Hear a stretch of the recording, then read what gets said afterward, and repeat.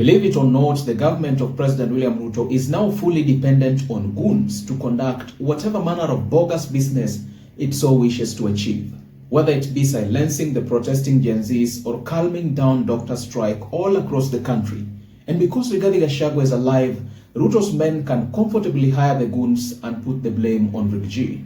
Now in this video, I want us to look into the telltale signs that this regime is willing to go the extra mile of hiring goons to perform whatever illegal businesses it so wishes. And without any further ado, let's get into it. Number one, it is in the William Ruto regime where for the first time we have seen goons being hired to disrupt doctor strike at a health facility, a public hospital for that matter. Just listen in to this tape of a Msambweni hospital doctor explaining how hired goons disrupted their peaceful unrest under the watch of armed police officers. Today we had gathered to have a press briefing, and while we were outside of the Msambweni County Referral Hospital, unfortunately we were restrained from entering into the hospital. I had personally parked my car in the hospital, and they say that we are no longer allowed inside the premises, and no reason was given as to this. While we were standing out there, in a few minutes, some goons came out, and they were in quite large numbers. They had the sticks, they were on the border, and we had not done anything. At this point also we noticed heavy police presence, and yet this is the exact number of doctors that were there. Number two, for the first time we have seen Kenya's CS for Interior Security, Kipchumba Murkomen for that matter, confirming that despite government having prior intelligence that goons would reportedly be ferried from the mountain region to disrupt peaceful protests, no action was taken to prevent the said goons from causing mayhem. The video is here. All these goons who are brought all the way from Muranga, some of them are brought from Nyeri, some are brought from Kirinyaga, most of these goons were left in town. Some were left in Thika Road. And so as they were going back home, they caused immense havoc last night in Thika town, looting people's businesses, mugging people, robbing people in Thika town, and some on their way to Kajiado also caused a lot of havoc on their way. So, and the police were really overwhelmed because now they were doing some of this work in darkness. Now, if government was aware that goons would be ferried from the mentioned regions, why could the goons not be arrested by police even before they stormed the CBD? Why is Murkomen and Police IG Douglas Kanja allowing the said goons into the streets, only to claim later that the police were overwhelmed? It only proves that it is the government that had wanted the services of the goons. It is only the government that has an unchallenged capacity to do business with the goons, as confirmed by former Interior CS Dr. Fred Matiang'i in this rather shocking video. In the case of deployment of goons, the government has got sufficient machinery and a capability to address this particular issue. Honestly speaking, if I've explained this for a moment, I take it that this has not changed very much. In Nairobi, for example, we have the Nairobi security team, which is led by the regional commissioner in Nairobi. It brings the county police commander, the county DC officers and NIS and everybody and so on. I cannot imagine actually that this security infrastructure does not know that some is hiring or training goons to bring them to town to cause mayhem. I cannot imagine that that's the case.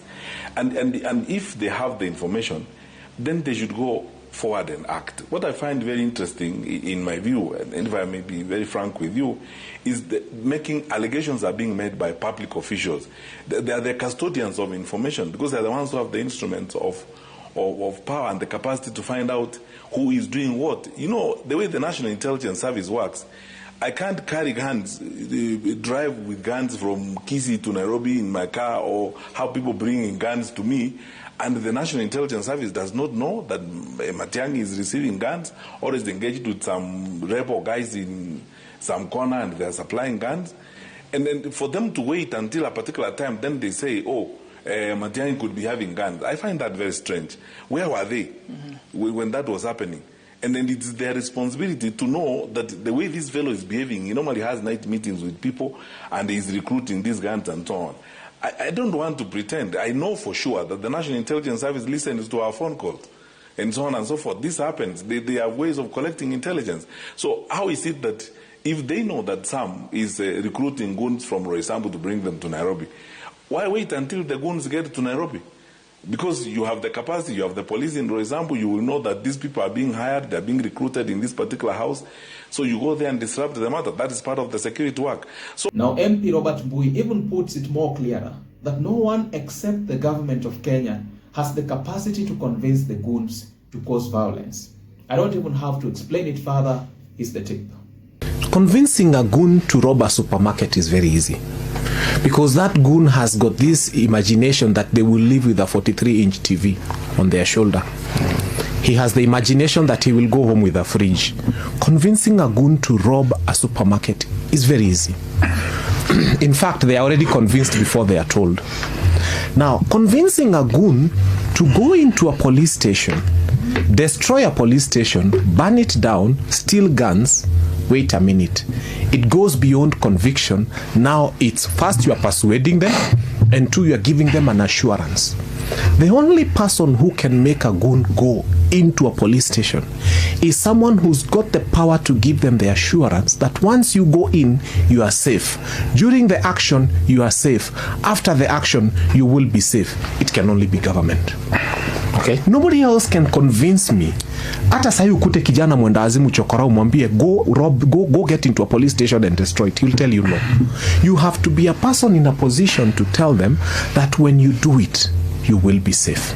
Well, it now appears that this regime is now fully dependent on goons to do whatever shady business deal it so wishes to execute. And it does it under the watch of police. IG Douglas Kanja simply has no power over these goons because he is not the one directing the goons. Orders come from above, and because he has been given a job by President Ruto, he has to take part in this illegal business. What say you guys? Do let me know your thoughts and opinions in the comment section below. Don't forget to like, subscribe, and hit the notification bell for more informative and educative content such as this. I am committed to informing, educating, and entertaining in a manner that mainstream media cannot. If you like my content, please check out my YouTube channel, and I guarantee you will be treated to a ton of recent content of this nature of politics, policy, and governance issues in our country, right? This is all that I had for you in this video. Let us meet up in the video that's coming right after this.